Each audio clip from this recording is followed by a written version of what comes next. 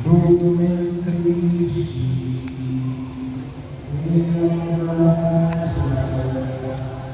sa patuloy ko tayong nag-iilay sa liwanag ni Kristo na dulot ng kanyang muling pagkabuhay.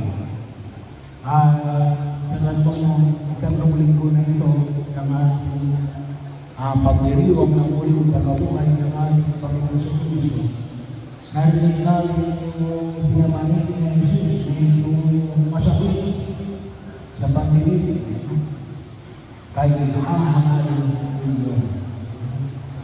Yun ang sinabi na sa kanyang dalawang disipulo. Hindi siya nakikilala na siya ang Jesus. Hindi nila nakita si Jesus. Kaya nahahangalin ninyo. Bakit?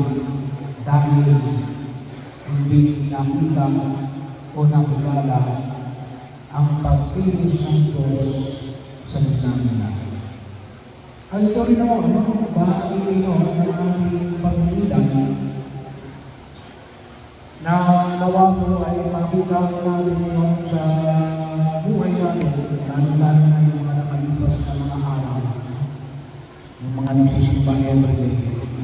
Isa ko sa mga biyaya na ipinagkaloob, lalo-lalo na sa mga matatanda, ay alin yun, yung marunong kumilatis. Napakahalaga ko. At yun ay kung sino, ay yun, hindi nakita ng dalawang alagad. Kaya pinagsabihan sila na Jesus namin, kaya ahangalin ninyo. Hindi nila nakita yung pagkilos ng Diyos sa gitna nila. Yung kanyang muling pagkabuhay, si bakit bahagi yun na kung saan, bagaman na ikwento sa kanila na may mga babae na pumunta sa libingan at dalawa ang labi ni Jesus at may ilang mga alagang na pumunta rin doon ay wala si Jesus. So hindi pa nila naunawaan na bahagi ito ng pagtugon natin si Jesus ay dapat na muling nabuhay. Kaya anong ginawa nila? Sila ay sumuko na. Kasi tinawag sila ni Jesus na pumunta sa Jerusalem para doon magsimula ng ipahayag ng mabuting balita ng kaligtasan. Ano ang kanilang ginawa? Umuwi. Sila ay disappointed. Bigo. Sila ay nalulumpay. Bakit? Si Jesus ay ipinapatay ng mga pinuno at ipinakot sa krus. Yun ang kanilang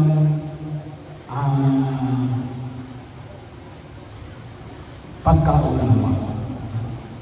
Kaya umuwi na sila sa kanilang bayan, sa kanilang bayan, sa Eva. Pero makita rin natin natin, sinabayan sila na Jesus. Sa Jesus mismo, ang nagturo, ipinaliwanag ni Jesus. Ipinaliwanag ni Jesus kung bakit ito'y bahagi ng pagkilos ng Diyos para sa pagliligtas sa kanyang bayan. Ang maliwanag mo namin, dalawa, sa pamagitan ng dalawang mahalagang bagay. Una, pinaliwanag ni Jesus ang lahat ng ito na tumutukoy sa kanya mula sa mga isinulat ni Moises. So, na mula pa ng ipinamanig yung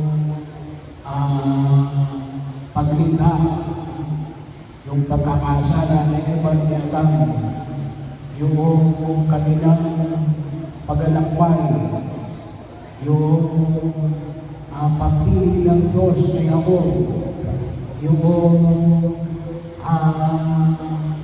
paglabas nila sa Ehipto hanggang makarating sila sa lupang pangako.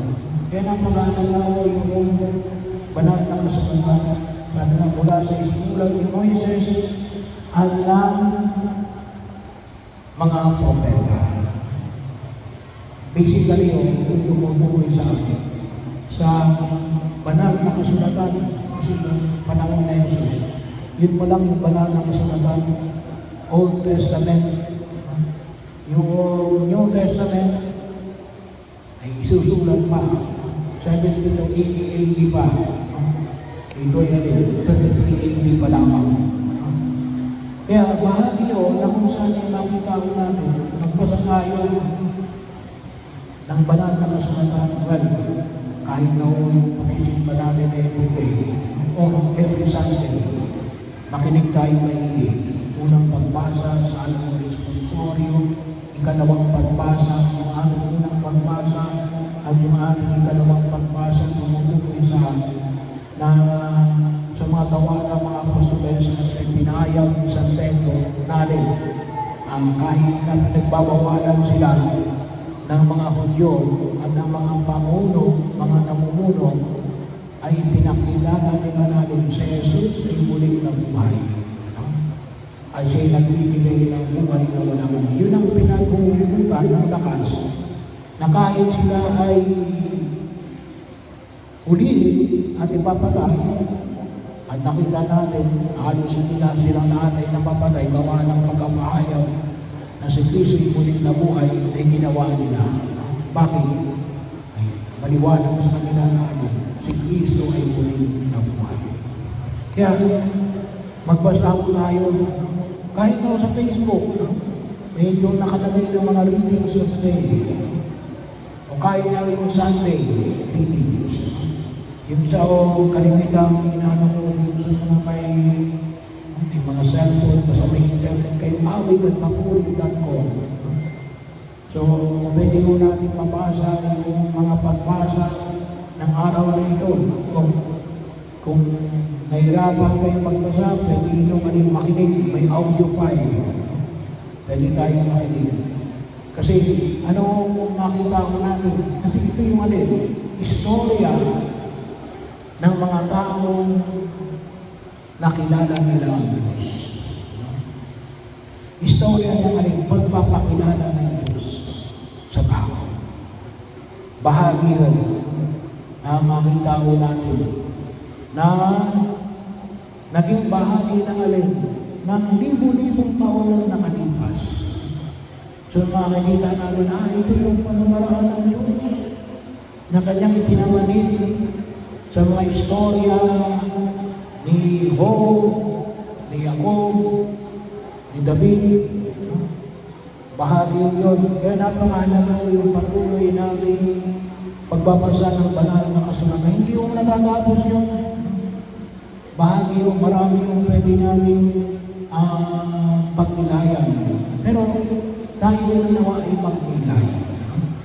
Magnilay tayo sa mga binata. Katulad mo sa pinagpagnilay na ginagawa natin ngayon sa araw na ito. Marami yung ituturo sa atin, lalong-lalo lang, kapag pinag-usapan natin ang pagkilala sa ating Diyos sa pamagitan ng kanyang banal na kasulatan. Pangalawa, yung paghahati-hati ng tinapay. Sabi nga ko natin, bakit nakilala ng dalawang alagad na si Jesus yung kanilang kausap gawa ng paghahati-hati ng tinapay? Yung pong paghahati-hati ng tinapay, yun ay normal yun sa mga Hudyo sa kanilang pamayanan. Yun ang kanilang tradisyon na yung tatay ang maghahati-hati ng tinapay at ipinamimigay doon sa asawa ng mga anak. Kasi yun ang ginagamit nila, the living bread. So bahagi yun. Pero bakit nila nakilala si Jesus? Kasi yung kanya niyang sariling pamamaraan. Sabi nga ko namin ni Belen, yung naghahati ng tinapay, yung head of the family, yung sa Jesus yan, bisita lang ng dalawang alagad, pero siya yung naghahati ng tinapay. Ito'y tumutukoy lalong-lalo na yung sa banal na Eucharistia, yung ating kalawang bahagi ng banal na pagdiriwang ng misa, yung paghahati-hati ng tinapay. Kasi po yung misa ay alin? Ang misa na ginagawa natin ngayon ay hindi yung ito reenactment. Ito ay pagsasamayon. Kung ano ang nangyari sa Kalbaryo, almost 2,000 years ago, ay nangyayari dito sa banal na pagdiriwang ng misa. Being made present.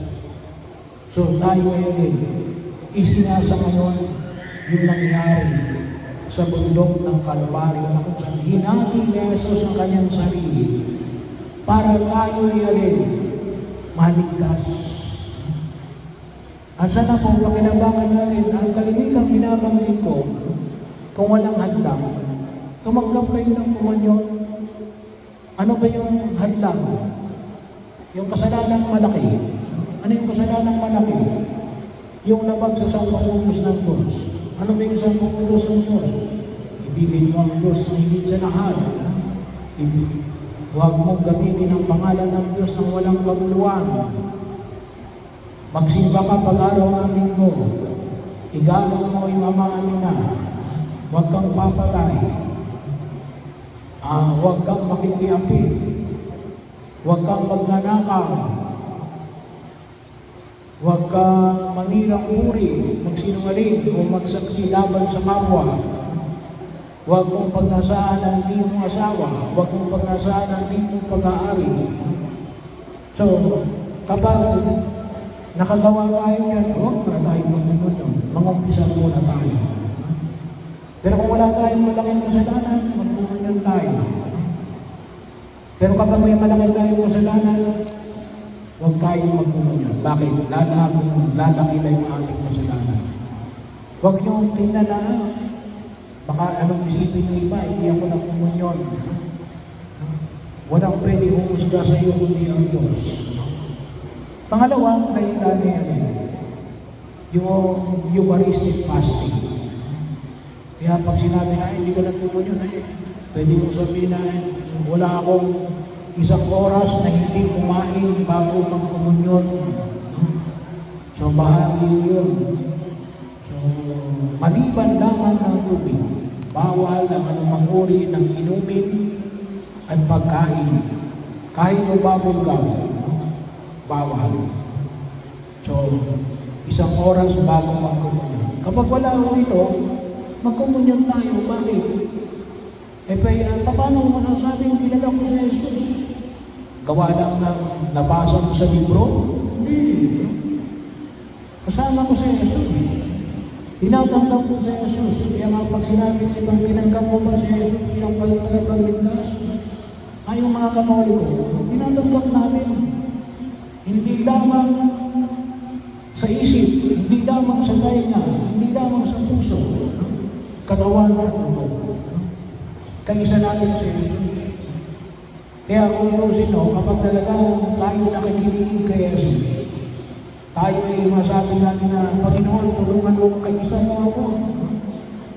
Gabayan mo ako, liwanagan mo ako. Ay doon natin makita natin, talagang nakikilala namin sa Jesus. Kaya nawa mo, sa paglalakbay namin sa naigdig na ito, lalo namang bumali ang ating pagkakilala kay Kristong muling nabuhay.